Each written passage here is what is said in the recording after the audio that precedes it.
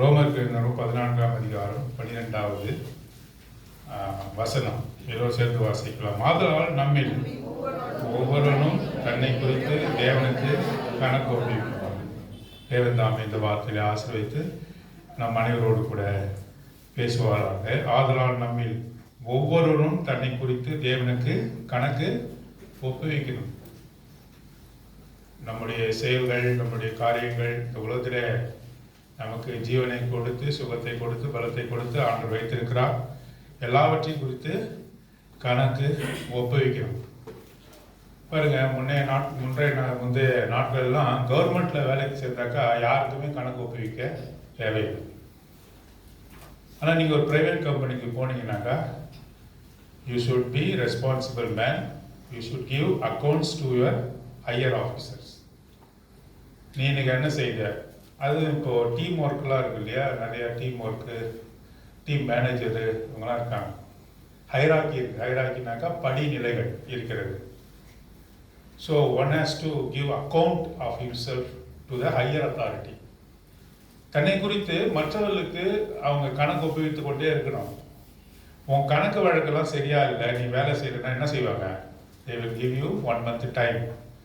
You should vacate your post or you should resign your post. Otherwise, you will be expelled from your post.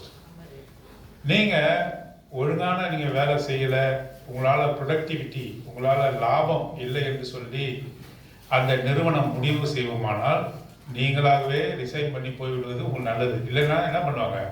One day you will be expelled. உங்களை உங்கள் வேலையை விட்டு அவர்கள் எடுத்து விடுவார். அது அவமானகரமாக இருக்கணும். இப்பொழுது கவர்மெண்ட் வேலையில் கூட இப்படிப்பட்ட ஒரு அக்கௌண்டபிலிட்டி வந்துடுச்சு. கணக்கு ஒப்புவிக்கிற காரியம் வந்துவிட்டது. என்ன செய்தா என்று சொல்லி வருஷத்தில் ஒரு தடவை அவங்களுடைய சர்வீஸ் ரெக்கார்டில் எழுதணும். ஹையர் அத்தாரிட்டி எழுதுவார், இவங்க இந்த காரியத்தை செய்தாங்க, இந்த வருஷத்தில் இவர்களால் இந்த ஆஃபீஸ்க்கு இவ்வளோ நன்மை ஏற்பட்டிருக்கிறது. இப்பொழுது கவர்மெண்ட் ஆஃபீஸில் கூட என்ன பண்ணப்பட்டது? அக்கௌண்டபிலிட்டி வந்துவிட்டது. ஆகவே அக்கௌண்டபிலிட்டியை குறித்து இந்த ஆண்டவர் நம்ம மத்தியில் பேச போகிறார். இந்த வருடத்தை கொடுத்தால் 2025 இப்பொழுது தான் ஆரம்பித்தது போல இருந்தது. இப்பொழுது தான் வாட்ச் சர்வீஸு வந்தது போல இருந்து. இப்போ திருப்பி எங்கே வரப்போகுது? வாட்ச் நைட்டு சர்வீஸ் வரப்போகுது. ஒரு வருஷம் 2025 என்பது அது காற்றை போல, புயலை போல என்ன பண்ணுது? அது கடந்து போய்விட்டது. இப்போ இந்த வருஷத்தில் நம்ம திரும்பி பார்க்கிறோம், நம்ம எவ்வளோ ரெஸ்பான்சிபிளாக நம்ம இருந்தோம், கடமை உணர்வோடு கூட நாம் எப்படி இருந்தோம். அக்கௌண்டபிலிட்டி நம்முடைய வாழ்க்கையில நம்மை படைத்த தேவனுக்கு நாம் கணக்கு ஒப்புவிப்போம் என்று சொன்னால் அவரிடத்துல போய் நம்ம கணக்கு ஒப்புவிக்க முடியுமா? உண்மையும் உத்தமமான ஊழியக்காரனே உன் எஜமானுடைய சந்தோஷத்தில் அப்படி சொல்ல முடியுமா? ஆண்டவர் நம்மை பார்த்து உனக்கு கொடுத்த காரியத்தில் நீ உண்மையா இருந்தார். Very good steward. The Lord admires us. தேவன் நம்மை இப்படிப்பட்ட ஒரு வார்த்தையினால சொல்ல முடியுமா? Good and faithful steward enter into the Lord's rest என்று சொல்ல முடியுமா? பரம இளைப்பாறுதலிலே நீ பங்கு பெறு என்று சொல்ல முடியுமா? Accountability is very much important. ஆகவே நேரம் குறைவாக இருக்கிறதுனால சில வசனங்களை மாத்திரம் நான் சொல்கிறேன். 1 கொரிந்தியர் 3ஆம் அதிகாரம் 10-15 வாசிக்க வேண்டிய அவசியம் இல்லை. அங்கே ஒரு மனுஷன் என்ன செய்யறான்? அங்கே கல் மரம் போன்ற காரியங்களால் வீடை கட்டுகிறான். அப்பொழுது அதை எது பரிசோதிக்குது? நெருப்பானது பரிசோதிக்குது என்று சொல்லி பாருங்க. The fire will test whatever we build in this world, our activity. What are all the things we build, the fire from the heaven will test. அப்போ இந்த ஆண்டவருடைய பரீட்சைக்கு நம்ம ஆயத்தமா இருக்கணும். நம்ம பாஸ் ஆகிறோமா ஃபெயில் ஆகிறோமா என்பது is very much important. we should be accountable to the Lord. சரி, எந்தெந்த காரியத்திலலாம் நம்ம அக்கௌண்டபிளா இருக்கணும், கணக்க நம்ம இடத்துல கேட்பார் என்று சொல்லி 10 காரியங்களை சொல்ல போகிறோம். 10 things. We are going to see 10 things. What are all the things the Lord requires? The accounts. கணக்கை கொடுன்னு சொன்னால் நீ கொடுக்கணும். நான் என்னை வந்து ஆண்டவர் ரட்சித்துட்டாரு, நான் இப்படியே இருப்பேன் அப்படின்லாம் சொல்ல முடியாது. You should be a protection. You should be a person of productivity. நீ லாபத்தை கொடுக்கிறவனாக நீ தேவனுக்கு முன்பாக காணப்பட வேண்டும். நஷ்டத்தை கொடுக்குற யாரையாச்சும் ஒரு சர்வெண்ட்டை வச்சிருப்பாங்களா? நஷ்டம் நாள் நஷ்டம் வருது, என்ன பண்ணுவாங்க? அடுத்த நாளே உன சீட்டை தீர்த்துருவாங்க. ஆனால் the Lord graciously give us time, நமக்கு நேரத்தை கொடுக்கிறார், நாம் அதிக கனிகளை கொடுக்கும்படியாக நம்மை சுத்தம் பண்ணுகிறார். He is burned the vine என்று வாசி. He cut the branches so that we should give much fruits. அதிக கனிகளை கொடுக்கும்படியாக நம்மை சுத்தப்படுத்துகிறார், எருவூட்டுகிறார், நமக்கு நீர் பாய்ச்சுகிறார், உடனடியாக நம்மை அழைத்து விடுவதில்லை. ஆகவே கர்த்தருக்கு கணக்கு கொடுக்கிறவர்களாக நாம் இருக்க வேண்டும். We should give our accounts when the Lord requires என்று சொல்லி நாம் பார்க்கணும். முதல்ல நாம் எதில் கணக்கு கொடுக்கணும்? முதல் காரியமாக நாம் பார்க்கும்போது மத்தேயு சுவிசேஷம் 12ஆம் அதிகாரம் 36-37, Matthew Gospel chapter 12 verse 36 and 37. மனுஷர் பேசும் வீணான வார்த்தைகள் யாவையும் குறித்து நியாயத்தீர்ப்பு நாளிலே கணக்கு ஒப்புவிக்க வேண்டும் என்று உங்களுக்கு சொல்லுகிறேன். ஏனெனில் உன் வார்த்தைகளினாலே நீதிமான் என்று தீர்க்கப்படுவாய், அல்லது உன் வார்த்தைகளினாலே குற்றவாளி என்று தீர்க்கப்படுவாய் என்றார். பேசுகிற வார்த்தையை குறித்து நாம் என்ன செய்யணும்? கணக்கு ஆண்டவருக்கு கொடுக்கணும். என் மனைவியை தாங்க பேசினேன், I scolded my wife only, I uttered bad words to my wife only. யாருக்கும் கணக்கு ஒப்புவிக்க தேவையில்லை. கிராமத்தில் பார்த்துருக்கீங்களா? கிராமத்தில் பக்கத்தில் வீடு இருக்கும், மனைவியை இழுத்து போட்டு ஒருத்தவங்க வெளியே போய் அடிப்பான். அப்படியே தெரியாத மாதிரி உட்காந்துருக்கீங்க பாருங்க. மனைவியை இழுத்து போட்டு அடிப்பான். யாராவது போய் கேட்க முடியுமா? கேட்டா என்ன சொல்லுவான்? என் பொண்டாட்டிய நான் அடிக்கிறேன், நீ யாருடா அப்படின்னு கேட்பான்.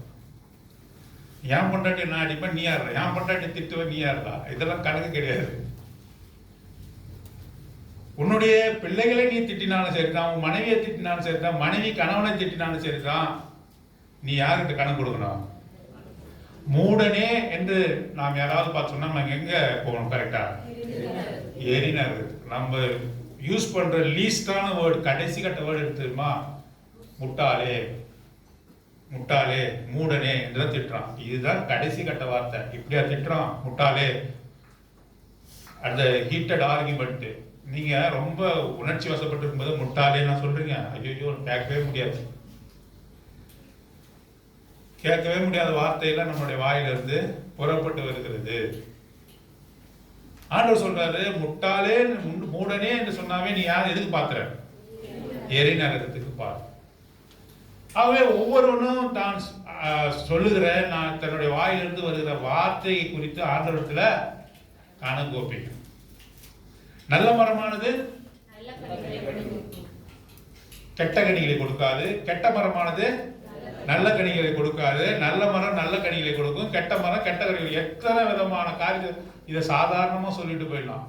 நல்ல மரம் கெட்ட கனியை கொடுக்காது, கெட்ட மரம் நல்ல கனி. இதுதானே சொல்லணும். ஆண்டவர் அப்படி சொல்ல வரிசையா எடுக்கிறார். எப்படி எடுக்கிறாரு?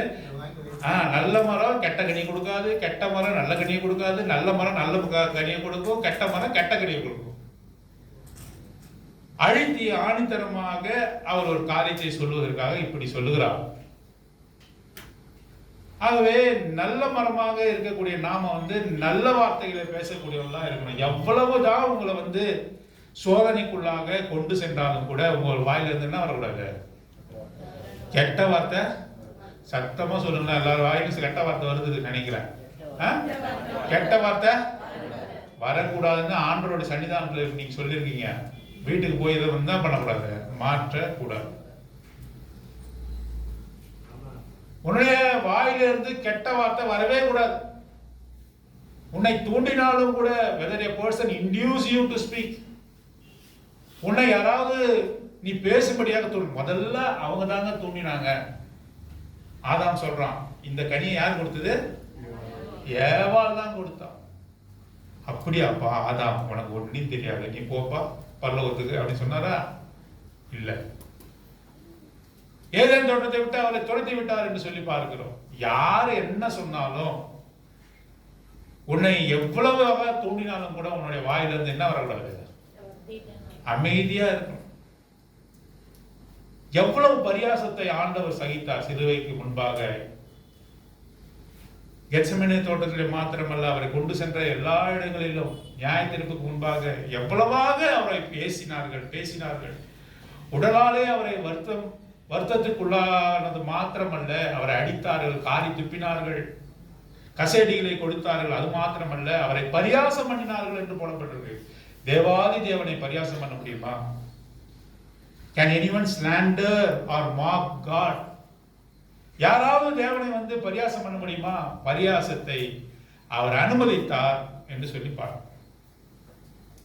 பரியாசத்தை அவர் அனுமதித்தார். எவ்வளவு திட்டினாலும் நீ உனக்கு கொடுக்கப்பட்ட ஆப்ஷன் என்ன? கொஞ்சமா பேசலாம். அப்படி கிடையாது, பேசவே கூடாது. ரொம்ப கடினமா இருக்கிற ஆண்டவர்கிட்ட பேசவே கூடாது. வாயை மூடிதான் இருக்கணும், மௌனையா இருக்கணும். நீ கணவனா இருந்தாலும் சரி, மனைவி உன்னை பேசும்போது எப்படி இருக்கணும்? கணவன் பேசும்போது மனைவி அமைதியா இருக்கிறது ஓரளவுக்கு பார்க்கலாம். மனைவி பேசின கணவன் சும்மா இருக்க முடியாது, ஏன் இருக்க முடியாது? கணவன் வந்து கெட்ட வார்த்தையை பேசும்போது, கணவன் ஏசி பேசும்போது, மனைவி ஏசி பேசும்போது கணவனால சும்மா இருக்கணும். ஏன்? ஈகோ தடுக்கும். ஈகோ இருக்கு உள்ள. அதனால என்ன பண்ணணும்? நான் கணவன், நான் உன் மீது அதிகாரம் கொண்டவன். நான் பேசும்போது, நீ பேசும்போது நான் பேசாமல் இருக்க முடியாது என்று சொல்லி கணவன் சில வார்த்தைகளும். கணவனுக்கும் ஒண்ணுதான், ஆண் என்றும் இல்லை, பெண் என்றும் இல்லை. எல்லோரும் கர்த்தருக்குள்ளாக ஒன்றாக இருக்கிறோம். ஆகவே நீ பேசுகிற ஒவ்வொரு வார்த்தையை குறித்து தேவனுக்கு முன்பாக நீ என்ன செய்யணும்? கணக்கு ஒப்பிக்கணும். யாக்கோபின் நிருபம் 3ஆம் அதிகாரம் 2ஆம் வசனம். எடுத்து சீக்கிரம் வாசிங்க. James chapter 3 verse 2. James chapter 3 verse 2. அநேக விஷயங்களில் தவறுகிறோம். ஒருவன் சொல் தவறாதவனானால் அவன் பூரண புருஷனானும் தன் சரீரம் முழுவதையும் கடிவாளத்தினாலே அடக்கிக் கொள்ள கூடியவனுமாய் இருக்கிறான். Who can control his own body? Who can control his own body? One who safeguard his tongue. One who safeguard his tongue can control his whole body. முழு சரீரத்தை எப்போ கண்ட்ரோல் பண்ண முடியும்? ஒரு மனுஷனால கட்டுப்பாடு பண்ண முடியும்னு சொன்னா, அவன் வாயை அவன் அடக்க கற்றுக்கொண்டு இருந்தா, அவன் நாக்கை அடக்க கற்றுக்கொண்டு இருந்தா, அவனுடைய சரீரம் முழுவதையும் அவன் என்ன செய்ய முடியும்? He can control என்று வாசிக்கிறோம். 5ஆம் வசனம், அதே அதிகாரம் 5ஆம் வசனம் வாசிங்க. அப்படியே நாவானதும் சிறிய அவயமாய் இருந்தும் பெருமையானவைகளை பேசும். பெருமை உள்ளவர்களுக்கு தேவன், தாழ்மை உள்ளவர்களுக்கு தேவன், பெருமையா இருக்கிறவங்களுக்கு தேவன் என்ன செய்வாரு? எதிர்த்தாப்புல போய் நின்றுவார். நீ தாழ்மையா இருந்தா உன் பக்கத்துல நிற்பார். இந்த பொசிஷனை சேஞ்ச் பண்றாரு. ஆண்டவர் நிற்கக்கூடிய பொசிஷனை சேஞ்ச் பண்றார். He changes the position where he stands. If you are pride, he will stand against you. If you are humble and meek, he will stand besides you, next to you. உன் பக்கத்தில் நிற்பார். அவர் உனக்கு எதிர்த்து நிற்க வேண்டுமா, பக்கத்தில் நிற்கணுமா? அப்படி என்றால் ஒரு வார்த்தையும் உன்னுடைய வாயிலிருந்து வரக்கூடாது. கெட்ட வார்த்தை வரக்கூடாது. என்னால சகிக்க முடியல நீ சொல்ல முடியாது. ஏனென்றால் அவரே நினைத்துக் கொள்ளுங்கள், அவர் அவர் அவர் அவர் எப்படி இருந்தார்? வாய் திறவாத ஆட்டை போடு. வாயை திறக்கல. நீ வாய் திறக்க கூடாது. உன்னை பல்வேறு விதமாக அவர்கள் துன்புறுத்தினாலும் வார்த்தைகளை சொன்னாலும் கூட நீ வாய் திறவாத ஆட்டை போல தேவாதி தேவன் உனக்கு அவர் எக்ஸாம்பிளாக, முன்மாதிரியாக வைத்து போயிருக்கிறார். அதை பின்பற்றுவர்களாக நாம் காணப்பட வேண்டும் என்று சொல்லி ஆண்டவர் விரும்புகிறார். 6ஆம் வசனம், யாக்கோபின் நிருபம் 3ஆம் அதிகாரம் 6ஆம் வசனம். நாவும் நெருப்புதான், அது அநீதி நிறைந்த உலகம். நம்முடைய அவயங்களில் நாவானதே முழு சரீரத்தையும் கரைப்படுத்தி, முழு சரீரத்தையும் கரைப்படுத்தக்கூடியது எது? முழு சரீரத்துக்கு வெளிச்சம் கொடுக்கக்கூடியது எது? கண்ணு. உன்னுடைய கண் கூடா இருந்தா உன் முழு சரீரம் இருட்டா இருக்கும். உன்னுடைய கண்கள் தெளிவுள்ளதாக இருந்தா உன் முழு சரீரமும் வெளிச்சமா இருக்கும். இந்த நாக்கினால என்ன செய்ய முடியும்? நீ இந்த முழு சரீரத்தையும் என்ன பண்ண முடியும்? தீட்டுப்படுத்தும். கையினாலே தீட்டுப்படுத்துவதை காட்டிலும் நாக்கினாலே ஒரு முழு சரீரமும் it will defile your whole body. The tongue will defile your own body. அது உன்னுடைய சரீரம் முழுவதையும் என்ன செய்யும்? கெடுத்து போடும். It is like a wild fire என்று சொல்லுகிறார். அது எப்படிப்பட்டது? நாக்கு, the tongue is like a wild fire. அது பெருமையானதை பேசும். அதிக வசனிப்பினால் பாவம் இல்லாது போகாது. If you utter many words, there will be sin in it. ஒருத்தவங்க நிறைய பேசுறாங்கன்னா என்ன பண்ணுவாங்க? ஒரு கட்டத்துல ஒன்று தன்னை குறித்து பெருமையா பேசிடுவாங்க, அல்லது மற்றவர்களை சிறுமைப்படுத்த ஆரம்பிப்பாங்க. அதிகமா பேசவே கூடாது. உள்ளதை உள்ளதென்றும் இல்லதை இல்லதென்றும் சொல்லுங்க. இதுக்கு மிஞ்சினது பாவம் ஆண்டவர். இதுதான். இதுல இல்ல, உண்டு இல்ல, அதுக்கு மேல பேச ஆரம்பிச்சா அதுல பாவம் இருக்கும். அதிகமா பேசினா என்ன வரும்னாக்கா பாவம் உனக்கு தெரியவே தெரியாது, அதுல வந்துடும். உன்னையே நீ பெருமைப்படுத்த ஆரம்பிச்சிருவ. நான் யார் தெரியுமா? நான் எங்க வேலை செய்யறது தெரியுமா? நாங்க என்ன சாப்பிடுவோம் தெரியுமா? ஒருவேளை அது உனக்கு பாவம்ன்றே தெரியாது, பெருமையா பேசுறேன்று உன்னால உணர்ந்து கொள்ள முடியாது. ஆனாலும் கூட எதிராளிக்கு அது என்ன பண்ணுவான்? நீ உன்னை எதிர்த்து உனக்கு எதிராக நின்று கேட்கிறவர்களுக்கு அது துன்பத்தை கொடுக்கும், மன வருத்தத்தை கொடுக்கும். அதிக வசனிப்பினால் பாவம் இல்லாமல் போகாது. உண்டுன்னா உண்டுன்னு சொல்லு, இல்லைன்னா இல்லைன்னு சொல்லு. இதுக்கு மிஞ்சினதெல்லாம் பாவம் என்று சொல்லப்பட்டிருக்கு. ஆகவே குறைவாக பேச கற்றுக்கொள்ளணும், மற்றவர்களுக்கு பிரயோஜனம் உள்ளதாக பேச கற்றுக்கொள்ளணும், மற்றவர்கள் உன்னுடைய பேச்சினால ஆறுதல் அடையணும். யாராவது உன்கிட்ட ஆர்கியூமெண்ட் பண்றாங்கன்னாக்க நீ என்ன செய்யணும்னா அமைதியா இருக்கணும். நீ யாராவது உனக்கு ஆர்கியூமெண்ட் செய்யறாங்கன்னா நீ என்ன செய்யணும்? வாக்குவாதம் பண்ணுகிறார்கள் என்று சொன்னா நீ அமைதியா இருக்க கற்றுக்கொள்ள வேண்டும். வீடுகள்ல, குடும்பத்துல, வேலை ஸ்தலத்துல, சபையில, எல்லா இடத்துலயுமே நீ பொறுமைய காத்து கொள்கிற மனுஷனா இருக்கும். நீ பேசினா you should be accountable to the Lord. You should give accounts to the Lord. You are accountable. If you speak vain words, வீணான வார்த்தைகளை பேசும்போது என்ன செய்வ? நீ பாவம் அதிலே இருக்கும் என்று சொல்லி பாருங்க. 8ஆம் வசனம் வாசிங்க. நாவை அடக்க ஒரு மனுஷனாலும் கூடாது. ஒரு மனுஷன், நீங்களே சொல்லிட்டீங்க பிரதர், நாவை அடக்க ஒரு மனுஷனாலும் கூடாது. சொல்லுங்க. அது அடங்காத பொல்லாங்குள்ளதும் சாவுக்கேதுவான விஷம் நிறைந்ததுமாய் இருக்கிறது. It is poison. Tongue is like a poison. It cannot be tamed or controlled. Tongue cannot be tamed or controlled. It is like a wild fire. காட்டுத்தீயை வந்து அணைக்க முடியுமா? முடியாது. காட்டுத்தீயோட பண்பு என்ன? அது இஷ்டத்துக்கு போகும். It cannot be managed or controlled. Wildfire cannot be managed. It will go wherever it wishes. அது எங்கெங்கெல்லாம் போகணும்னு நினைக்குதோ அங்கெல்லாம் போயிட்டே இருக்கும். wild fire. Tongue is like a wild fire. You cannot tame it, you cannot control it. Your tongue is like a poison என்று அங்கே சொல்லப்பட்டிருக்கிறார். இதை control பண்றது மிகவும் கடினம். ஆனாலும் கூட 10ஆம் வசனம் பாருங்க, verse 10. துதித்தலும் சபித்தலும் ஒரே வாயிலிருந்து புறப்படுகிறது. 10ஆம் வசனம். என் சகோதரரே, இப்படி இருக்கலாகாதே. இப்படி இருக்க கூடாது. கண்ட்ரோல் பண்ண முடியாதுன்னு சொல்லிட்டு, ஆமாங்க கண்ட்ரோல் பண்ண முடியாது, you cannot control it, I forgive சொல்லல, இப்படி இருக்க கூடாதுன்னு சொல்றாரு. நீ இப்படி இருக்க கூடாது. Mind your own words. சொல்லப்பட்ட வார்த்தைக்கு நீ அதிகாரியா? இல்ல. சொல்லப்படாத வார்த்தைக்கு தான் நீ அதிகாரி. உன்னை திட்டணும்னு தோணுது எனக்கு, உள்ள அடக்கி வச்சிருக்க, அது வரையும் நான் அதிகாரி. சொல்லப்பட்ட வார்த்தைக்கு யார் அதிகாரி? நான் தான் அதிகாரியா? யார் அதை கேட்டாங்களோ அவங்க தான் அதிகாரி. இப்ப எல்லாம் போன் வச்சிருக்கான். பேசும்போது என்ன பண்றா? ரெக்கார்டுன்னு ஒண்ணு இருக்காரு, ரெக்கார்டு பண்ணா.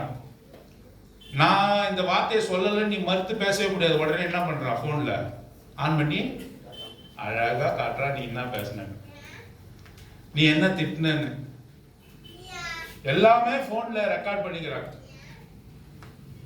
அப்போ உனக்கு அதிகாரமே கிடையாது. நீ சொல்லிட்ட, அவனை திட்டினாக்கா அந்த வார்த்தையின் மீது நீ உரிமை கோர முடியாது. யார் அதை கேட்டானோ அவன்தான் அதிகாரி, அதை உனக்கு எதிராக பயன்படுத்துவான். ஆகவே வார்த்தைகள் மிக கம்மியாக, கொஞ்சமாக இருக்க வேண்டும். You should mind your words. You must speak less. அந்த வார்த்தையை பேசுவதற்கு முன்பாக அது எதிராளிக்கு இருதயத்தில் வருத்தத்தை கொடுக்குமா என்று யோசித்து பார்க்க வேண்டும். ஆகவே you should give accounts to the Lord about the words you have spoken in this world. முதல்ல 10 காரியத்தை பார்க்க போறோம். முதல் காரியம் என்ன?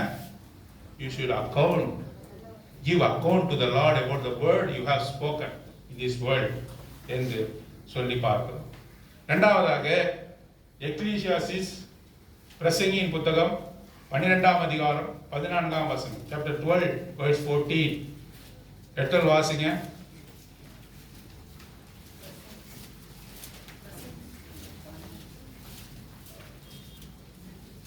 பன்னிரண்டு 14ஆம் வசனம் 14ஆம் வசனம். நன்மையானாலும் தீமையானாலும் திரும்பி வாசிங்க, சத்தமா வாசிங்க. ஒவ்வொரு கிரியை your action in this world. அந்தரங்கமான ஒவ்வொரு காரியத்தையும் நன்மையானாலும் தீமையானாலும் he will bring it unto judgment. What are all the things you do in this world? முதல்ல, what are all the things you uttered in this world, you spoke in this world? You should give account to the Lord. Secondly, your activities in this world. நீ அது வெளியரங்கமா செய்தாலும் சரிதான், உன்னுடைய செயல்பாடுகள் வெளியரங்கமாக இருந்தாலும் சரிதான், மறைவாக நீ செய்தாலும் சரிதான், தேவனுக்கு நீ கணக்கு ஒப்புவிக்கலாம். இந்த உலகத்தில் எந்த விதமான காரியத்தை செய்கிறார் ஆண்டவர் உன்னை பார்த்து கேட்கிறார். எவ்விதமான காரியத்தை செய்கிறார்? மறைவான காரியங்கள் ரெண்டு வகைப்படும். மறைவான hidden things are two types. தவறான காரியத்தை மறைத்து செய்ய முடியுமா? முடியாதா? செய்ய முடியும். நன்மையான காரியத்தை மறைத்து செய்ய முடியுமா? செய்ய முடியாதா? உதாரணம் சொல்றேன். நன்மையான காரியத்தை மறைத்து செய்ய முடியும், ஓப்பனாகவும் செய்ய முடியும். ஒரு சகோதரனுக்கு நீ ஏதாவது கொடுக்கணும்னு நினைக்கிற, உதவி செய்யணும்னு நினைக்கிற, சபையெல்லாம் முடிஞ்ச பிறகு எல்லாரும் பார்க்கும்போது இதாக பிரதர் ஒரு 5000 கையில் வச்சுங்க அப்படியே எண்ணி கையில் எண்ணி கொடுக்குற. அப்ப எல்லாரும் சபையார் பார்க்குறாங்க. அது என்னது? வெளியரங்கமா செய்ய, வெளியரங்கமா செய்யல. இதே நீ என்ன பண்ணலாம்? எதுவுமே தெரியாம, யாருக்குமே தெரியாம அந்த சகோதரனுக்கு உதவி செய்ய முடியுமா? முடியாதா? அது hidden things.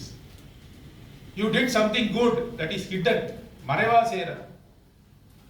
உள்ளிந்திரியங்களை பார்க்கிறது தேவனா உன்னை என்ன செய்யறார்? வெளியரங்கமாய் ஆசீர்வதிக்கிறார்.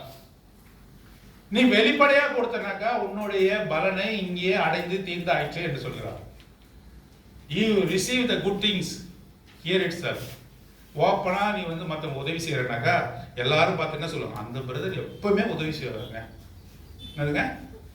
அந்த பிரதர் எப்பவுமே மற்றவங்க உதவி செய்யறாரு, பரோபகாரன், அவரு எல்லாருக்குமே உதவி செய்யக்கூடியவர் என்று இங்க இருக்கவங்க 4 பேர் சொல்லிட்டு போயிடுவாங்க. ஆண்டவருக்கு உன்கிட்ட எந்த விதமான ரிவார்டும் கிடைக்காது. You will not receive any reward if you did alms to other openly. நீ மறைவாக செய்யும் பொழுது மறைவுகளை, உள்ளிந்திரியங்களை பார்க்கிற தேவன் உன்னை வெளியரங்கமாய் ஆசீர்வதிக்கிறார். அரைக்கதவை பூட்டிக் கொண்டு நீ ஜெபிக்கும் பொழுது ஆண்டவர் ஆசீர்வதிக்கிறார். மற்றவர்களுக்காக நீ ஜெபிக்கும் பொழுது அவர் ஆசீர்வதிக்கிறார். ரகசியமாய் நீ செய்கிற ஒவ்வொரு காரியத்தையும் நன்மையானாலும் தீமையானாலும் தேவன் முன்பாக எடுத்துக்கிறார். யாருக்குமே தெரியாது நான் தனியா இருக்கிறேன், பாவத்தை செய்யல, யாருமே கண்டுபிடிக்க முடியாத பல நாள் திருட, அதெல்லாம் சும்மா கதை. நான் மறைக்கணும்னு நினைச்சா என்னை யாருமே கண்டுபிடிக்க முடியாது. இந்த கவர்மெண்ட் எல்லாத்தையுமே கண்டுபிடிச்சிருந்தா குற்றவாளிகள் எல்லாம் ஜெயில தான் இருக்காங்களா? இல்லையே. 80% ஜனங்க என்ன பண்றாங்க? குற்றம் செய்தும் அவர்கள் சிறைசாலைக்கு போவதில்லை. Even though they do many crimes, the government would not try them or arrest them. ரொம்ப தந்திரசாலி யாரு? தப்பு செஞ்சு என்ன பண்ணக்கூடாது, நீ மாட்ட கூடாது. சர்க்காரிய கமிஷன்னு ஒரு கமிஷன் வைத்தாங்க. யாருக்கு சொல்ல வேணாம், பேர் சொல்ல வேணாம். சர்க்காரிய கமிஷன் ஒரு சிஎம்க்கு இதெல்லாம் சர்க்காரிய கமிஷன் என்ற ஒரு கமிஷன் வச்சாங்க. அந்த சர்க்காரிய கமிஷன்ல எழுதியிருக்காங்க என்ன தெரியுமா, விஞ்ஞானபூர்வமாக ஊழல் செய்யக்கூடியவர் யாரு, விஞ்ஞானபூர்வமாக ஊழல். he did என்னது கிரைம் சயின்டிபிக்கலி அப்படின்னா you cannot catch him. ஊழல் செய்யறதுல விஞ்ஞானபூர்வமா ஊழல் செஞ்சிருக்காங்க. அவங்க மாட்டிக்கொள்ளாத அளவுக்கு ஊழல் செய்யக்கூடியவர்கள் இருக்கிறார்கள். மறைவானாலும் சரி, வெளியரங்கமா இருந்தாலும் சரி, ஆண்டவர் அதை நியாயத்திற்கு கொண்டு வருவார். யாருக்கு மனுஷனை ஏமாத்தலாம், மனைவியை ஏமாத்தலாம், உன்னுடைய கணவனை ஏமாத்தலாம், பிள்ளையை ஏமாத்தலாம், உன் சபையை கூட ஏமாத்தலாம். உத்தமனை போல இங்க வந்து நீ நடிக்கலாம். You can act in this church as a pious man, as a spiritual man. You can act very well. But before God, what is your position or your stage? ஆண்டவருக்கு முன்பாக உன்னுடைய செயல்பாடுகள் அவர் என்ன சொல்லுவார்? ஏன்னா உன்னுடைய வாயிலே சொல் பெறவாதற்கு முன்பும் உன்னுடைய சிந்தனையிலே நினைவுகள் தோன்றுவதற்கு முன்பும் அவர் அறிந்திருக்கிறார் என்று சொல்லப்பட்டிருக்கிறார். அவருக்கு முன்பாக எல்லாம் வெளியரங்கமாக இருக்கிறது. நீ அவரை ஏமாற்றவே முடியாது. Your action in this world you have to give him account. வெளியரங்கமாக இருக்கிறது. இந்த உலகத்தில் செய்கிற எல்லா காரியமும் மறைச்சிடலாம், மனுஷர்கிட்ட மனுஷலாம், ஆண்டவர்கிட்ட மறைக்க முடியாது. அதை குறித்து தேவனிடத்துல நீ என்ன செய்யணும், நீ கணக்கு ஒப்புவிக்கணும். பாருங்க, இங்க தவறு செய்தவர் அநேகர் வந்து கொலை செய்கிறார்கள், கற்பழிப்பு செய்கிறார்கள், திருடுகிறார்கள், கொள்ளையடிக்கிறார்கள், அநேக பார்க்கிறோம் இல்லையா? ஆனா அவங்க போயிட்டு கோர்ட்டுக்கு போயிட்டு என்ன பண்ணுறாங்க, அவங்க விடுதலை ஆகி வந்துடுறாங்க, விடுதலை ஆகிறாங்க. அப்படி அவங்க விடுதலை ஆகி வந்த உடனே நமக்கு ரொம்ப கஷ்டமா இருக்கு இல்லையா? ரொம்ப கஷ்டமா இருக்கு. எப்படி இவ்வளோ டே லைட்ல இந்த he performed such a heinous crime. How can the court accuse him? அவனை எப்படி அந்த கோர்ட் ஆனது விடுதலை செய்ய முடியும் என்று நமக்கு பாதிப்பு ஏற்படுது. ஆனாலும் நமக்கு விசுவாசியா நமக்கு ஒரு உணர்வு இருக்கு, ஆண்டவருடைய நியாய தீர்ப்புல என்ன பண்ண முடியாது, சொல்லுங்களேன், தப்பிக்க முடியாத நம்பிக்கையை நமக்கு கொடுத்திருக்கார். ஏன்? அவர் எல்லாவற்றையும் பார்க்கிறார். மனுஷர்கிட்ட நீ தப்பிக்கலாம், ஆண்டவர்கிட்ட இருந்து ஒரு நாளும் தப்பிக்க முடியாது. Your action and your activity you have to give accounts to the Lord என்று சொல்லி பாருங்க. நீதிமொழியின் புத்தகம் 3ஆம் அதிகாரம், எபிரேயர் 4ஆம் அதிகாரம் 13ஆம் வசனம். Hebrews chapter 4 verse 13. வேகமா வாசிங்க. Hebrews 4. அவருடைய பார்வைக்கு மறைவான சிருஷ்டி ஒன்றும் இல்லை, சகலமும் அவருடைய கண்களுக்கு முன்பாக நிர்வாணமாயும் வெளியரங்கமாய் இருக்கிறது. அவருக்கே நாம் கணக்கு ஒப்புவிக்க வேண்டும். அவருக்கே நாம் கணக்கு ஒப்புவிக்க வேண்டும். தாட்ஸ், அவர் தாட்ஸ், நினைவுகளை கூட அவர் அறிந்திருக்கிறார். நீ கவனிங்க, என்ன பாருங்க. பீயிங் எ லா ஸ்டூடெண்ட், நான் ஒரு சட்ட மாணவன். பீயிங் எ லா ஸ்டூடெண்ட் எனக்கு கற்றுக் கொடுத்தாங்க. என்னன்னாக்கா மென்ஸ்ரியான்னு ஒரு வார்த்தை இருக்கு, லாட்டின் டேர்ம் மென்ஸ்ரியா. அப்படின்னா என்னுடைய இருதயத்துல தோன்றுகிற காரியங்கள், தீமையான காரியங்கள். பாருங்க, இந்த வீட்டுல இருந்து இந்த ஒரு பொருளை திருடணும் நான் நினைச்சிருக்கேன். எப்ப நினைச்சேன்? ஒரு 30 வயசா இருக்கும்போது இந்த வீட்டுக்கு போனாக்கா இந்த இங்க இருக்கிற பொருள்ல இது ரொம்ப விலையேறப்பட்டதா இருக்கிறது, நான் அதை திருடணும்னு நினைக்கிறேன். 30 வயசு, 30 years. I plan to steal a thing from that house. அது பேர் மென்ஸ்ரியா, லாட்டின் டேர்ம் மென்ஸ்ரியா. அப்படின்னா தவறான சிந்தனை எனக்கு இருக்கிறது. இதை குறித்து நான் யாருக்குமே சொல்லலை, என் ஃப்ரெண்ட்ஸ் கிட்ட சொல்லலை, என்னுடைய மனைவி கிட்ட சொல்லலை, யாருக்குமே சொல்லலை, என் உள்ளத்திலே வைத்திருக்கிறேன். Can the law punish me? என்னை வந்து இந்த சட்டம் என்னை வந்து குற்றப்படுத்த முடியுமா, இல்லது எனக்கு தண்டனை கொடுக்க முடியுமானா முடியாது. ஏன்னா நான் யார்கிட்டையும் சொல்லலை. யாருக்காவது சொல்லியிருக்கிறேன், என்ன அந்த வீட்டில் இருக்க பொருளை திருட போறேன்னாக்கா ப்ரிவென்ஷன்ல போய் என்ன பண்ண முடியும்னாக்கா, அந்த சட்டமானது நீ திருட எத்தனைத்திருக்க, இவன்கிட்ட சொல்லியிருக்க, சாட்சி இருக்குது, ஆகவே நீ திருட போற, உன்னை தடுக்கிறோம்னு சொல்லி தடுக்கலாம். பாருங்க, நாளைக்கு இந்த இடத்துல போய் நாங்க வந்து ரோடு ரோக்கோ பண்ண போறோம் அப்படின்னா, இந்த ரோடை நம்ம மறிக்க போகிறோம் என்று திட்டம் போடுறாங்கன்னு வச்சுங்க, போலீஸ்க்கு தகவல் கிடைக்குது, என்ன பண்ணுவாங்க? முன்னாடியே போய் ப்ரிவென்ஷனுக்காக போய் அவங்க அரெஸ்ட் பண்ணுவாங்க. ஏன்னா நீங்க கூடி பேசுறீங்க, அதனால தெரிஞ்சு போச்சு, நாளைக்கு போய் அதை செய்ய போறீங்க, இன்னைக்கே வந்து என்ன பண்ணணும், உங்களை தடுக்கணும்னு சொல்லி தடுக்கிறாங்க. அது மென்சரியா இல்லை, நான் யார்ட்டையுமே சொல்லலை, என் மனசுல இருக்கு. இதுக்கு மனுஷனால தண்டனை கொடுக்க முடியாது, எந்த சட்டத்தாலும் தடுக்க தண்டனை கொடுக்க முடியாது. No law can punish me for mens rea, இந்த காரியத்துக்கு கொடுக்க முடியாது. ஆக்டஸ் ரியம் இருக்கு. ஆக்டஸ் ரியம்னா அந்த நீ நினைச்ச அந்த தீங்கை வந்து நீ செயல்படுத்தணும்.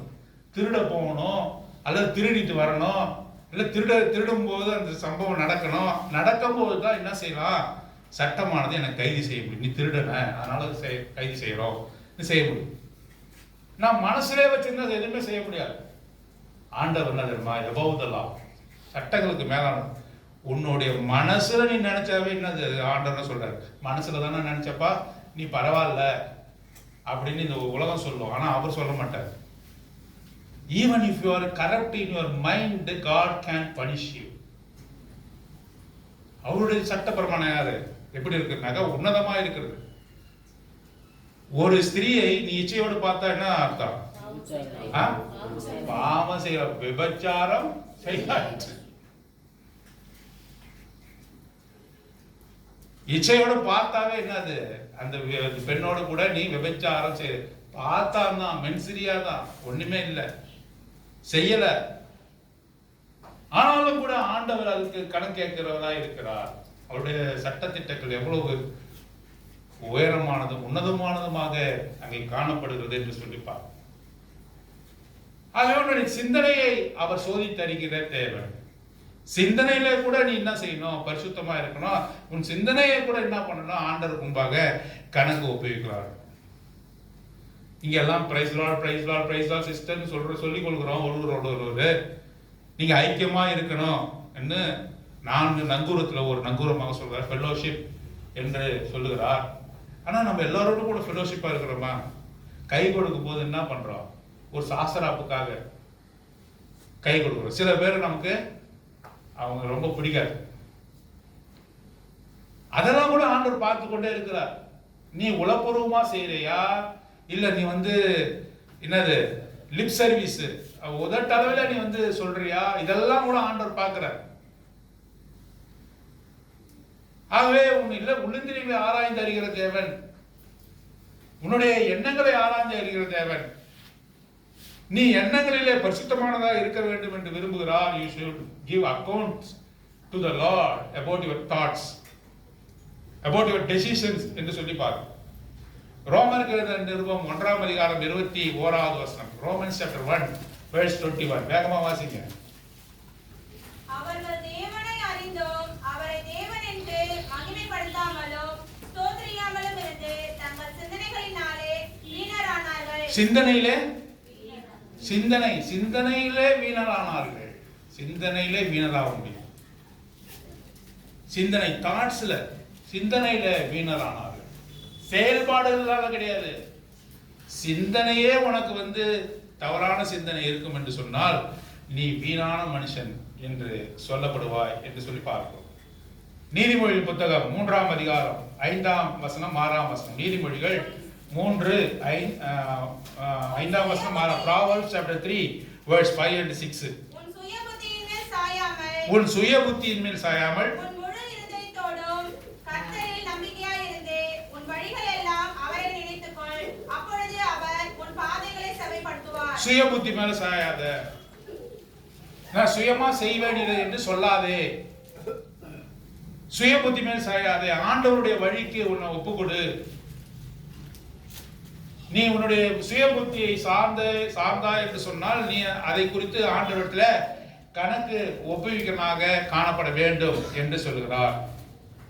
4வது காரியமாக எபேசியர் 5ஆம் அதிகாரம் 16வது வசனம் 15வது வசனம் 16வது வசனம். Ephesians chapter 5 verse 15 and 16. Ephesians chapter 5.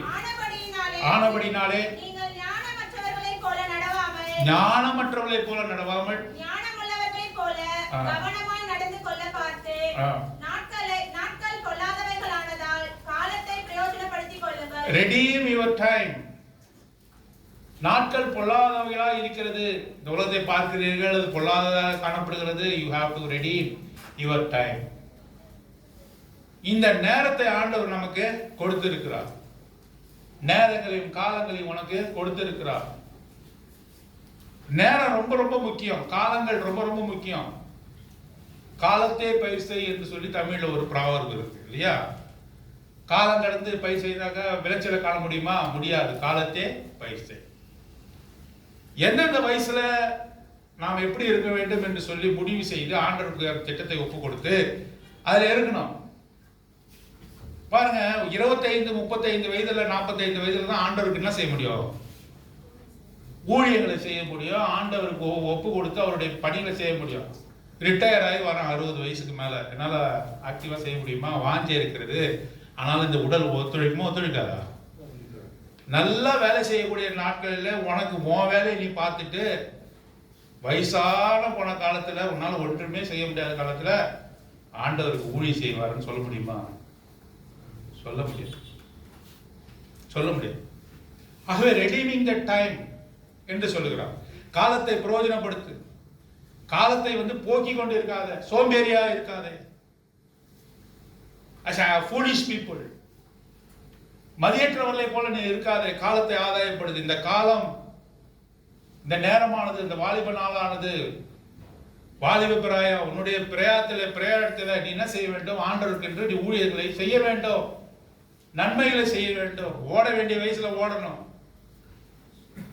ஓடி ஆண்டவருக்காக ஊழியம் செய்யணும். ரெடீமிங் த டைம். இந்த டைமை பார்த்து நாம் என்ன செய்யணும்? நேரங்களை பிரயோஜனப்படுத்துவதாக நாம் காணப்பட வேண்டும்.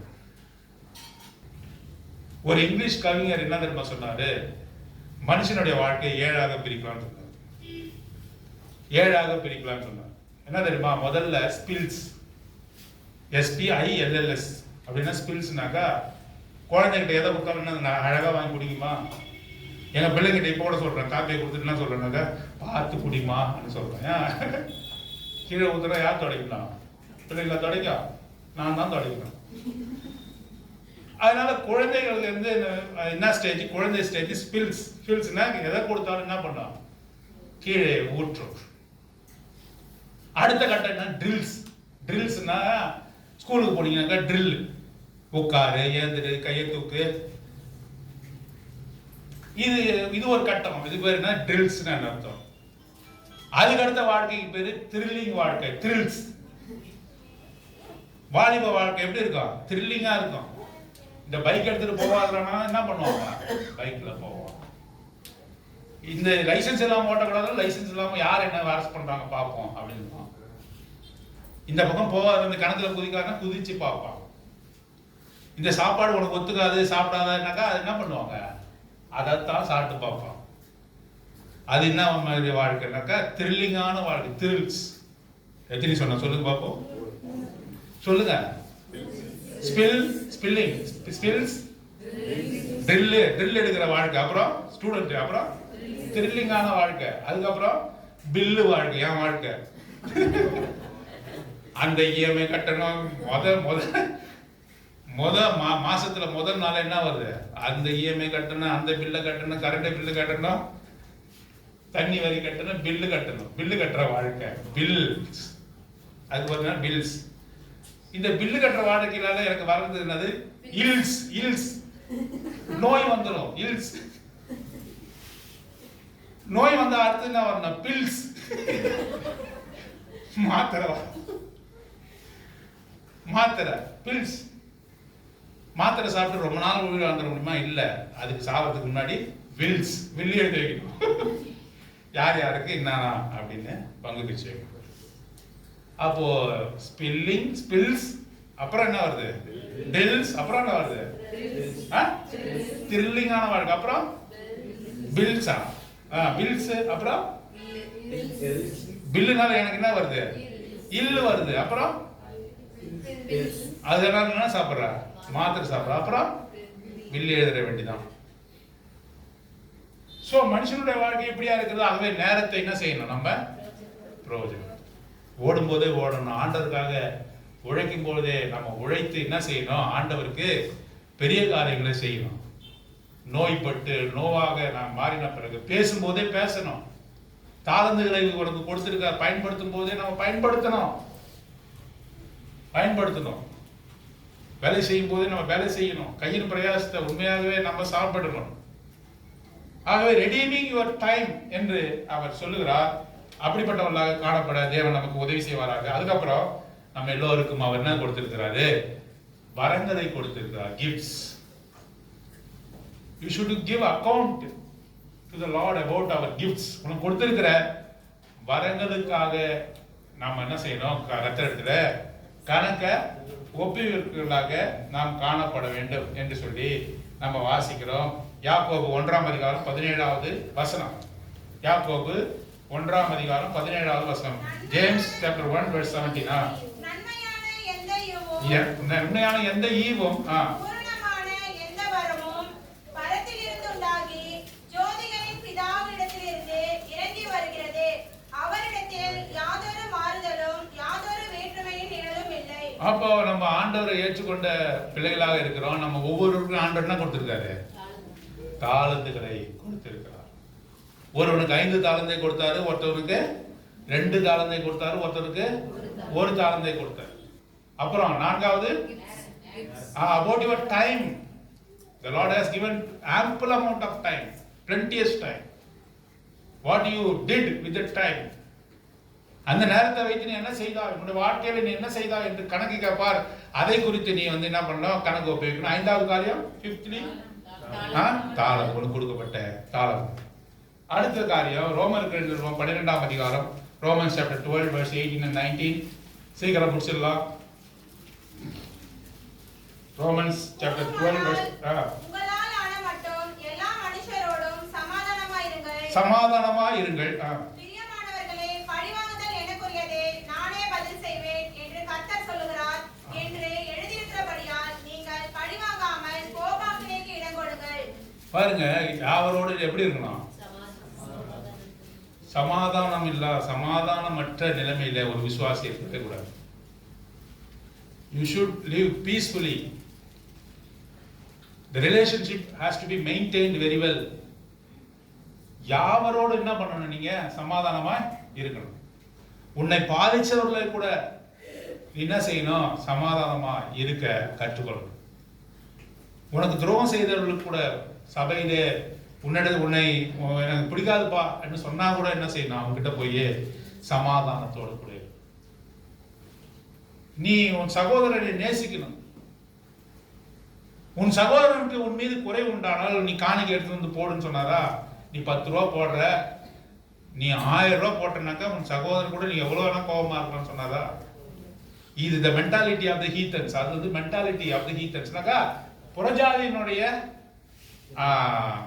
எண்ணம். அவங்க என்னன்னாக்கா கொள்ளை அடிக்கலாம். They can amass wealth.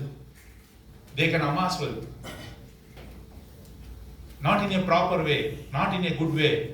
They can amass wealth. நிறைய லஞ்சம் வாங்கலாம், போகலாம், வரலாம். அதுல ஒரு போர்ஷன் எடுத்துன்னு போய் எங்க போய் போடணும்? ஏங்க பேர்லாம் சொல்றீங்க? ஒரு உண்டியல்ல போய் போடணும். நீங்க பாருங்க, கோயில்ல போடுற மொத்த பணத்துல எவ்வளவு பணம் தெரியுமா? அது இன்கம் டாக்ஸ்க்கு மறைச்ச பணம். ஏமாற்றின படம், வயிற்றில் அடித்த படம், மற்றவங்களை டிசீவ் பண்ணி சீட் பண்ணி அமாசிங் த வெல்த், அதிகமான பணங்களை சேர்த்து கொண்டு ஒரு சைசபிள் போர்ஷனை காணிக்கையா போட்டாக்கா அது என்ன பண்ணாரு? கடவுள் மன்னிச்சிருவாரு. அப்படி இல்லவே. உன் சகோதரனுக்கு உண்மையில ஒரு குறைவு இருந்தானா உன் காணிக்கையே வேணாம்னு சொல்றாரு. Don't put offertory box. Don't put your gifts in the gift box. உன் காணிக்கை வேணாம் எனக்குன்னு சொல்றாரு ஆண்டவர். போய் உன்னோட சகோதரனோடு கூட நீ ஒப்புரவாகு. Reconcile yourself with your brothers and sisters. Reconcile with your members of your family. உன் குடும்பத்தில் கூட நண்பர்களோடு கூட யாரோடு கூட உன் முரண்பாடு ஏற்பட்டிருக்குதோ அவர்களோடு கூட நீ வந்து சமாதானமாயிரு. உன் காணிக்கை எனக்கு என்னத்துக்குன்னு கேட்கிறார். உன் காணிக்கையினால அவர் திருப்தி படுறதே கிடையாது. நீ அங்கே வச்சிரு, போடாதன்னு சொல்றார். எவ்வளவு பெரிய உன்னதமான தத்துவத்தை ஆண்டவர் சொல்லி இருக்கிறார். Relationship is very much important. உறவுகள் மிக ரொம்ப முக்கியம். ஆகவே நீ யாவரோடு சமாதானமா இருக்கணும். நீ சமாதானமா இருந்தாதான் உன் ஜபத்தையே கேட்பார். தெரியுமா உங்களுக்கு? யாரு மேலாவது ஹேட்ரட் வச்சிருந்தீங்கன்னா, if you are hatred with somebody, if you are envy with somebody, if you hate somebody, the Lord will not receive your gift. Moreover, he will not accept your prayer and thanksgiving.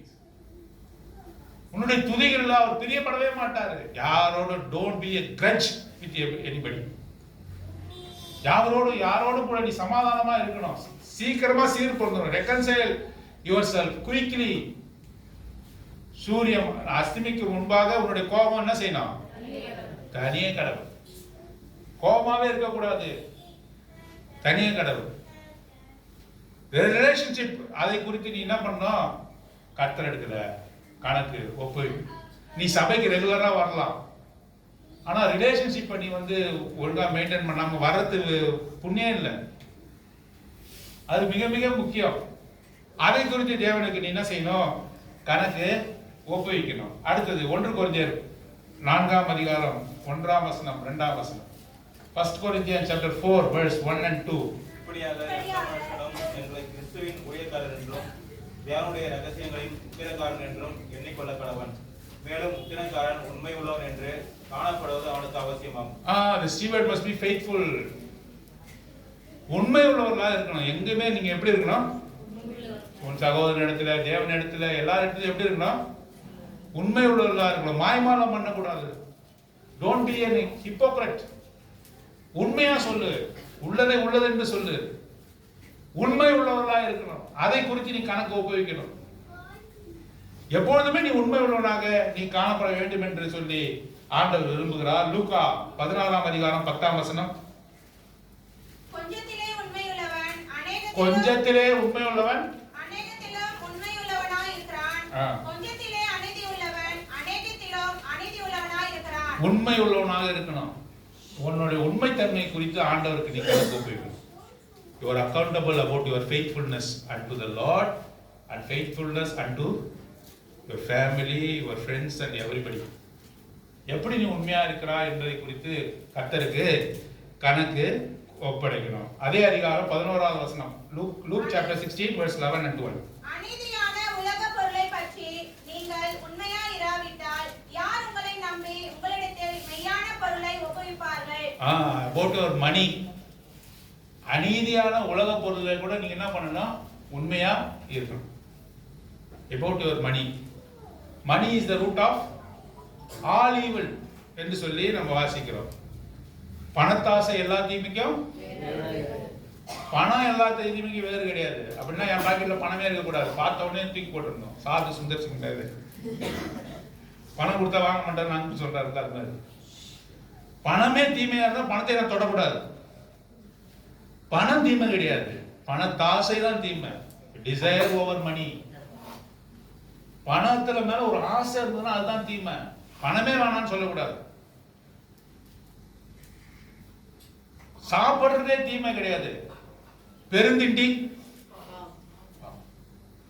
அதிகமா அலைச்ச கட்டின்னு சாப்பிடுறது தான் என்னது? பாவம். அதுக்காக நான் சாப்பிடாம இருக்க முடியுமா? ஆகவே பணத்தாசை வந்து எல்லா தீமைக்கும் வேறா இருக்கிறது. அநீதி உள்ள இந்த உலக பொருளை நீ ஒழுங்கா மேனேஜ் பண்ணணும். பணத்தை குறித்து நீ வந்து உனக்கு கொடுக்கப்பட்ட பணத்தை நீ எப்படி கர்த்தருக்கு என்று பயன்படுத்தினாய் என்று சொல்லி கர்த்தருக்கு நீ என்ன பண்ணணும்? கணக்கு ஒப்புவிக்கணும். உனக்கு வந்த பணத்தெல்லாம் விரயம் பண்ணக்கூடாது. அதுக்கு கஞ்சனாவும் இருக்கக்கூடாது. உனக்கு கொடுக்கப்பட்ட பண ஆசீர்வாதத்தை நீ எப்படி பயன்படுத்துகிறாய் என்பது மிக மிக முக்கியம். நீ கஞ்சனாவும் இருக்கக்கூடாது, ஊதாரித்தனமாகவும் இருக்கக்கூடாது. ரெண்டுமே ஆண்டவருக்கு பிடிக்காது. போய் வாரி இறைக்கிறது அதுவும் ஆண்டவருக்கு பிடிக்காது. அதுக்காக கஞ்சனா இருக்காது. ஒரு 10 ரூபா எடுக்கிறதுக்கு என்ன பண்ணுவாரு? யோசிப்பார். யாருக்கும் இறங்க மாட்டார். அப்படிப்பட்டவனாக இருக்கக்கூடாது, ஊதாரித்தனமாக இருக்கக்கூடாது. ஒவ்வொரு பணத்துக்கும் நீ ஆண்டவருக்கு என்ன செய்யணும்? கணக்கு ஒப்புவிக்கணும். You have to give account about your money you have earned. Give account. இதெல்லாம் ஆண்டவர் கேட்க போறார். Your faithfulness. எப்படி ஆண்டவர் உண்மையா இருந்தார் அதை குறித்து கேட்க போகிறார். 9வது காரியமாக நாம் வாசிக்கலாம். யோவான் சுவிசேஷம் 21ஆம் அதிகாரம் 17ஆம் வசனம். John Gospel chapter 21 verse 17. வாசிங்க. மூன்றாம் தரம் அவர் அவனை நோக்கி, யோனாவின் குமாரனாகிய சீமோனே, நீ என்னை நேசிக்கிறாயா என்றார். என்னை நேசிக்கிறாயா என்று அவர் மூன்றாம் தரம் தன்னை கேட்டபடினாலே பேதுரு துக்கப்பட்டு, ஆண்டவரே, நீர் எல்லாவற்றையும் அறிந்திருக்கிறீர், நான் உம்மை நேசிக்கிறேன் என்பதையும் நீர் அறிவீர் என்றான். இயேசு, என் ஆடுகளை மேய்ப்பாயாக என்றார். நீ இளவயதுள்ளவனாய் இருந்தபோது. போதும். இங்க பாருங்க எல்லாம் என்ன பாருங்க. We have to give account about our service. பேதுருவை பார்த்து ஆண்டவர் கேட்கிறாரு பரமேறுவதற்கு முன்பாக, before going to heaven, he asked Peter, do you love me என்று கேட்கிறார். என்னை நேசிக்கிறாயா என்று கேட்கிறார். அதுக்கு என்ன சொல்றான்? first when he asked first time,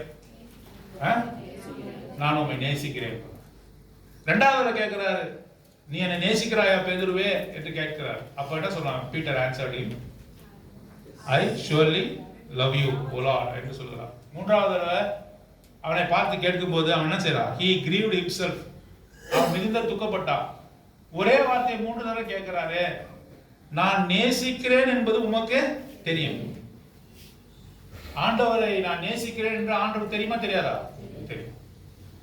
நான் உண்மை நேசிக்கிறேன் என்று உனக்கு தெரியும் என்று சொன்ன உடனே ஆண்டவர் சொல்றார், என்னுடைய ஆடுகளை மேய்ப்பாய். Service to the lord. முதல்ல அவரை நேசிக்கணும், இரண்டாவது அவர் ஊழியம் செய்யணும். ஊழியத்தை குறித்து நீ கர்த்தரிடத்துல ஒப்பு கொடுக்கணும். கர்த்தரிடத்துல கணக்கு ஒப்புவிக்கணும்.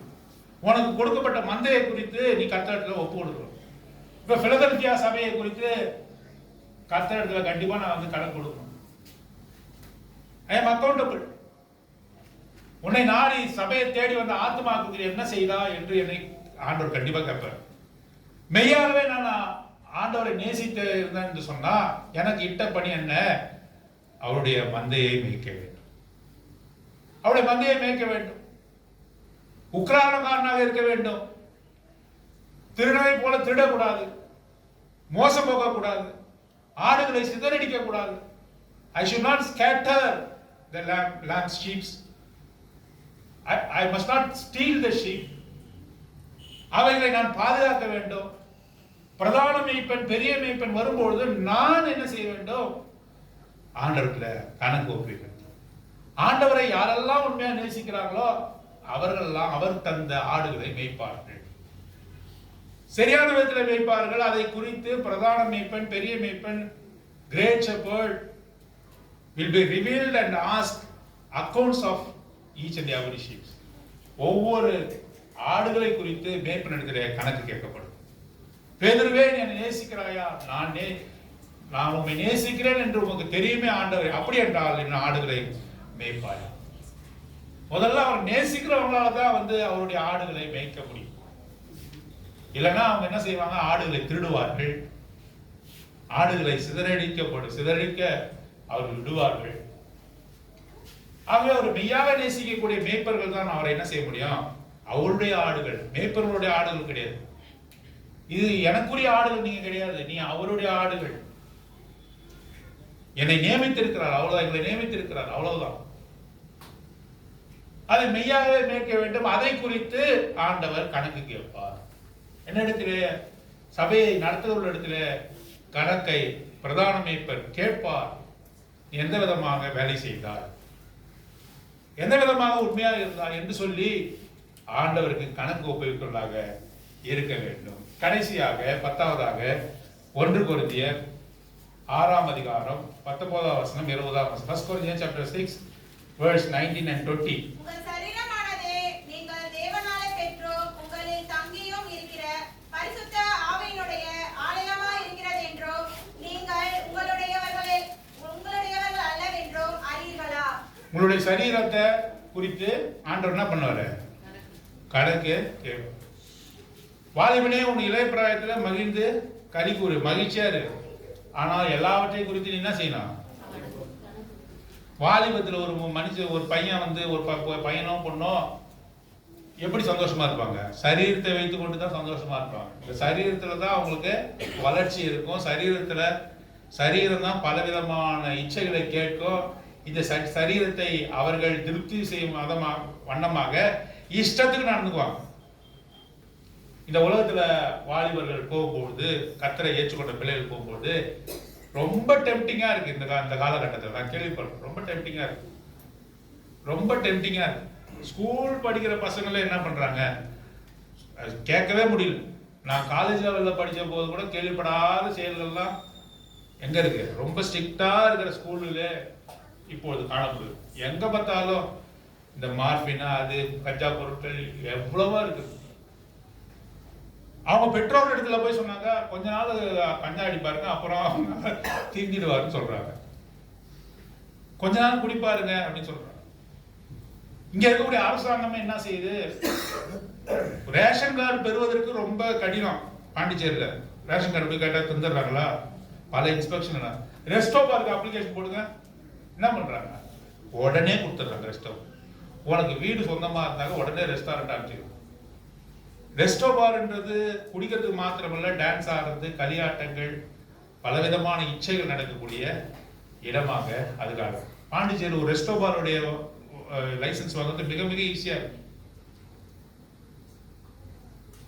ஆகவே வாலிபத்துல உன்னுடைய சரீரத்தை வைத்துக் கொண்டு பல்வேறு விதமான தீய செயல்களை ஈடுபட முடியும். ஆகவே தான் சொல்லப்பட்டு இருக்கிறது, மகிழ்ந்து களி கூறு. ஆனா எல்லாவற்றையும் குறித்து கர்த்தருக்கு என்ன பண்ணணும்? சரீரத்தை குறித்து கர்த்தருக்கு கணக்கு கொடுக்கணும். ஏனென்றால் உன்னுடைய சரீரத்திற்கு ஆண்டவர் என்ன பண்றாரு? வாலிபர் என்ன நினைச்சுக்காரு? கோயிலுக்கு போனாதான் வந்து ஆண்டவர் இருக்கிறாரு, சபைக்கு போனாதான் ஆண்டவர் இருக்கிறாரு. இல்ல, உனக்குள்ளாக இருக்கிறார். இங்க கூட்டமா கூடி வந்து அவருடைய பந்தியில பங்கு பெறணும். அவர் எங்க இருக்கிறாரு? சபையில இருக்கிறாரு. சொல்ல எங்க போய் இருக்கிறாரு? இங்க உள்ளத்துல. ஒருவன் தன் சரீரத்தை கெடுத்தால் தேவன் என்ன பண்ணுவாரு? அவனே கெடுப்பார். உன்னுடைய சரீரத்தை ஆண்டவர் கொடுத்திருக்கிறார். எந்த தீய வழியிலும் உன் சரீரத்தை உட்படுத்த கூடாது. மற்றவன் செய்யறான், அவன் செய்யறான், இவன் செய்யறான், இதெல்லாம் கேள்வி கிடையாது. அவனுக்கு புத்தகம் இல்ல, அவனுக்கு ஆண்டவர் இல்ல, அவனுக்கு பரிசுத்த ஆவியானவர் கொடுக்கப்படல. அவருடைய விலையேற பெற்ற ரத்தத்தினாலே அவர் அவனை மீட்டுக் கொள்ளல, உன்னை மீட்டுக் கொண்டு இருக்கிறார். உனக்கு ஆண்டவருடைய வேதத்தை கொடுத்திருக்கிறார். நீ அவனை போல வாழ முடியாது. அவனை போல உன்னுடைய சரீரத்தை தீங்கிக்குள்ளாக ஒப்பு கொடுக்க முடியாது. அவருடைய சரீரம், அவர் அங்கே தங்கி இருக்கிறார். அந்த பயத்தோடும் நடுக்கத்தோடும் கூட நீ வாழணும் என்று அவர் விரும்புகிறார். சரீரம் பல இச்சைகளை உன்னிடத்தில் கேட்கும். அதுக்கெல்லாம் உன்னுடைய சரீரத்தை ஒப்பு கொடுக்க கூடாது. பிசாசினுடைய அவயங்களாக ஒப்பு கொடுக்க கூடாது. கர்த்தருக்கென்றே உன்னுடைய சரீரத்தை ஒப்பு கொடுக்கணும் என்று நம்ம வாசிக்கிறோம். ரோமருக்கு எழுதுறோம் 12ஆம் அதிகாரம் 1ஆம் வசனம். Romans chapter 12 verse 1. அப்படி இருக்க சகோதரரே, நீங்கள் உங்கள் சரீரங்களை உங்களுடைய சரீரங்களை பரிசுத்தமும் தேவனுக்கு பிரியமான ஜீவபலியாக ஒப்பு கொடுக்க வேண்டும். உங்களுடைய சரீரங்களை ஜீவபலியாக ஒப்பு கொடுங்க. Holy and acceptable before the Lord. Sacrifice your body. Your body is God's temple. Don't defile it. அதை அசுசிப்படுத்த கூடாது. குறிப்பாக வாலிபர்கள் மிகுந்த கட்டுப்பாடோடு கூட இருக்க வேண்டும். அப்படி இருக்க வேண்டும் என்று சொன்னால் பரிசுத்த ஆவியானவர் உங்களுக்கு அருளப்பட்டு இருக்க வேண்டும். அவர் உங்களை எல்லா விதமான ஒழுக்கத்துக்குள்ளாக அவர் நடத்துவார். பாருங்க, முதல்ல ஓப்பனாவே பேசலாம். என்ன ஒண்ணும் இல்லை. என்ன சொல்றேன்னா, முதல்லலாம் எப்படி இருந்தாங்கன்னா, கல்யாணத்துக்கு முன்பாக உறவு கொள்வது என்பது மிகுந்த தவறான விஷயம் சொல்லி ஹீத்தன்ஸே, புறஜாதியாரே அவர்களுக்கு தெரியும் வைத்திருந்தாங்க. இப்பொழுது என்னது? உனக்கு எக்ஸ்பீரியன்ஸ் இல்லையான்னு கேட்கிறார். உனக்கு எக்ஸ்பீரியன்ஸ் இல்லையா? இப்ப மாப்பிள்ளை கிட்ட கூட என்ன சொல்றாங்கன்னாக்கா, அந்த பொண்ணை ஏத்துக்குப்பா, அதுக்கப்புறம் உண்மையா இருக்கான்னு பாரு. திருமணத்துக்கு பிறகு உன்னோட மனைவி உண்மையா இருக்காங்கன்னு பாரு. ஏன்னாக்கா தவறி போகாத பெண்ணை கண்டுபிடிப்பது இன்றைக்கு கடினமான காரியம். எவ்வளவு பிசாசானுடைய கிரிய கொடுக்கப்பட்டிருக்கு பாரு. திருமணத்துக்கு முன்பாக தவறி போகாத பெண்ணை கண்டுபிடிக்க முடியாது. கேடுகட்ட இந்த சமூகம் என்ன சொல்லி வச்சு, ஆம்பளை அவன் எத்தனை வேணா வச்சுக்கலாம், என்ன இதான் அவர் எப்படி வேணா இருக்கலாம். திருமணத்துக்கு அப்புறம் ஒழுங்கா இருக்கானான்னு பாரு. ஆணா இருந்தாலும் சரிதான், பெண்ணா இருந்தாலும் சரிதான், யுவர் பாடி இஸ் ஹோலி. ஸ்திரீகளுக்கு எப்படி கொடுக்கப்பட்டிருக்கிறதோ அதே போல உனக்கும் கொடுக்கப்பட்டிருக்கிறது. ஒருவனுக்கு ஒருத்தி. You should be faithful, not only unto the Lord, unto your wife also. You should be faithful. ஆண்டவர் உங்களுக்கு பேசிக்கொண்டு இருக்கிறார். திருமணத்துக்கு முன்பான உறவு அது இந்த உலகம் ஏற்றுக்கொள்கிறது. அப்படி கிடையாது, வேதத்தின்படி அப்படி கிடையாது. You should wait for the Lord. ஆண்டவருக்கு என்று நீ பொறுமையாக காத்திருக்க வேண்டும். You should not defile your body. Marriage is honorable in all என்று சொல்லப்பட்டிருக்கிறது. அப்படின்னா விவாகம் யாருக்குள்ளும் honorable, மதிக்கக்கூடியது. விவாகமானது மிகுந்த மரியாதைக்குரியது. Marriage is honorable in all. You should not defile the bed. விசுவாச மஞ்சத்தை நீ என்ன பண்ணக்கூடாது, அசூசி பண்ணக்கூடாது. You should not defile the bed. You should be holy. இது எப்படி நடக்கும்? கண்ட்ரோலபிள். எப்படி இந்த கண்ட்ரோல் வரும்? பாடி எப்படி கண்ட்ரோல் பண்ண முடியும்? ஹோலி ஸ்பிரிட்டுக்கு நீ கொடுத்துருக்கணும். தனித்து இருக்க கூடாது. சபையோட நீ ஐக்கியமா இருக்கணும். ஒருவருக்கு ஒருவர் புத்தி சொல்லணும். ஒருவருக்கு ஒருவர் என்ன செய்யணும்? புத்தி சொல்லணும். இப்ப நடந்து கொள்ள சகோதரனே அடிக்கடி புத்தி சொல்லணும். கண்ட சகோதரனிடத்துல நீ சொல்லணும். தவறி போகும்போது சொல்லணும். You should not defile your body. You should not defile your bed. Marriage is honorable. அதெல்லாம் பழசுங்க இல்ல, இன்றைக்கும் ஆண்டவர் தான் சொல்றார். இன்றைக்கு ஆண்டவர் தான் சொல்றார். உன்னுடைய சரீரமானது தேவன் தங்கி இருக்கிற வாசஸ்தலம். அதை நீ ஒரு நாளும் தீட்டுப்படுத்த கூடாது என்று அவர் சொல்லுகிறார். 2 கொரிந்தியர் 5ஆம் அதிகாரம் 10 2 கொரிந்தியர் chapter 5 and verse 10 வாசிங்க. ஏனென்றால் சரீரத்தில் அவனவன் செய்த நன்மைக்காவது தீமைக்காவது தக்க பலனை அடையும்படிக்கு நாம் எல்லாரும் கிறிஸ்துவின் நியாயாசனத்திற்கு முன்பாக வெளிப்பட வேண்டும். சரீரத்தில் நீ செய்யறது தப்பு காரியங்கள், தவறு காரியங்கள், இந்த விதமான காரியத்துக்கு நீ என்ன செய்யணும்? கர்த்தருக்கு முன்பாக கணக்கு ஒப்புவிக்கணும். கர்த்தருக்கு முன்பாக கணக்கு ஒப்புவிக்கிறது இருக்கட்டும். வாலிப நாட்களிலே நீ வந்து when you are addicted to the drinking, alcohol, ganja habits, மற்ற காரியங்களுக்கு உன்னுடைய உடலை வந்து ஒப்பு கொடுத்தா இங்கே என்ன ஆகும்? உனக்கு கர்த்தருக்கு ஒப்பு கொடுத்த அப்புறம் இருக்கு. இங்கே 50 வயசுக்கு மேல என்ன ஆகும்? 45 வயசுக்கு மேல என்ன ஆகும்? வயிறு வீங்கி முகம் வீங்கி குடிச்சுதான். இப்பெல்லாம் பார்த்தா ஒரு குடிகாரரை பார்த்தா குடிகாரன்னு சொல்லக்கூடாது. எப்படி சொல்லணுமாப்பா? மது பிரியர். அவங்க பேர் என்ன? அவங்க எல்லாம் மரியாதை முதல்ல குடிகாரம் போறான் அப்படி சொல்லக்கூடாது. மது பிரியர். மது மேல உங்களுக்கு பிரியர். குடிகாரர் இரு போடுறா, இரு விகுதி அப்படின்னு சொல்றாங்க. இப்ப கொஞ்ச நாள் நீங்க ஹேபிட்டா இருந்ததுன்னா, அல்கஹால் உங்களுக்கு ஹேபிட்டா இருந்ததுன்னா வயிறுலாம் பெருசாகி முகம்லாம் வீங்கி போயிடும். மரியாதை தரமாட்டாங்க. பரலோகத்துல ஆண்டவர் முன்னாடி கணக்கு ஒப்பிக்கிறது. இங்கேயே உன்னுடைய நிலைமை அப்படிப்பட்டதாக மாறும். பல பெண்கள் தொடர்பு இருந்தாங்க, இங்கேயே உன்னுடைய சரீரம் அழிந்து போகும்.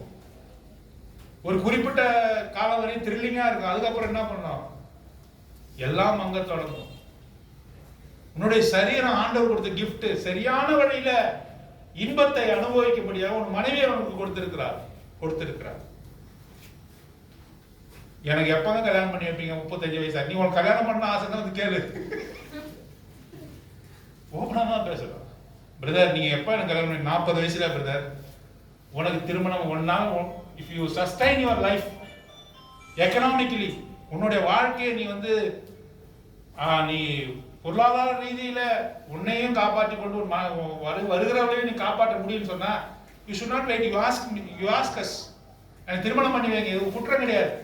40 வயசுல தான் பிரதர் நீங்க பாப்பீங்க, அப்படிலாம் கிடையவே கிடையாது. தட்ஸ் மித்து.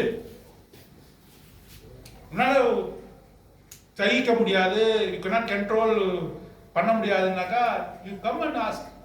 அது நல்லது. தவறான வழிகளை போறதுக்காண்டி நல்லது. எவ்வளவு பிராக்டிகலா ஆண்டவர் சொல்றாரு பாருங்க. 10 விதமான காரியத்தை நீ அக்கௌண்ட் கொடுக்கணும். Accountable. Your accountable and the Lord. எத்தனை காரியம் சொல்லமா யுவர் அக்கௌண்டபிள். நியாயசங்கத்துக்கு முன்பாக நீ கொடுக்கணும். சொல்லி முடிச்சிடலாம். ஒண்ணு சொல்லுங்க பிரதர், சொல்லுங்க பிரதர் சார். யாருக்கு நீங்க பிரதர் சார்? வார்த்தை குறித்து கணக்கு. நீங்க வச்சுக்கிறோம். இவங்களோட ஆக்ஷன், ஆக்டிவிட்டி, செயல்பாடுகள், அதை குறித்து கர்த்தருக்கு ஒப்பு கொடுக்கணும். நீங்க தாட், உங்களோட சிந்தனையை குறித்து கர்த்தருக்கு ஒப்பு கொடுக்கணும். நீங்க உங்களோட நேரத்தை குறித்து கொடுக்கணும். அப்புறம் தாழ்ந்தை குறித்து, உங்களுக்கு கொடுக்கப்பட்ட கிஃப்ட்ஸை குறித்து நீங்க கணக்கு ஒப்பிக்கணும். நீங்க சமாதானமா உங்களுடைய உறவுகளை குறித்து நீங்க கர்த்தருக்கு, உன்னுடைய பிள்ளைகிட்ட பேசாமலே இருக்கிற கர்த்தருக்கு பிரியமா? தகப்பன்கிட்ட பிள்ளை பேசாமலே இருக்கிறாரு, ஆனா சபைக்கு 2 பேர் வராங்க, கர்த்தருக்கு பிரியமா? இல்ல. உன்னுடைய உறவுகள் குறித்து கர்த்தருக்கு ஒப்பு கொடுக்கணும். அடுத்தது உன்னுடைய உண்மை தன்மையை குறித்து கர்த்தருக்கு ஒப்பு கொடுக்கணும். அப்புறம் உலக பொருளை குறித்து கர்த்தருக்கு கணக்கு கொடுக்கணும். பணத்தை குறித்து கர்த்தருக்கு அடுத்தது உன்னுடைய ஊழியத்தை குறித்து, உன்னுடைய சர்வீஸை குறித்து கர்த்தருக்கு கணக்கு ஒப்பிடும். கடைசியாக உன்னுடைய சரீரத்தை குறித்து கர்த்தருக்கு கணக்கு. ஆகவே கணக்கு கொடுக்காத ஒரு வாழ்க்கை கிடையாது. நீ உன்னுடைய வாழ்க்கையை குறித்து கர்த்தருக்கு மெய்யாகவே கணக்கு கொடுக்கணும். அந்த கணக்கு கேட்க வரப்போறாது. நீ எப்படிப்பட்டவனா இருக்கிறாய் என்பதை சிந்தித்து அறிந்து அவருடைய பந்தியில பங்கு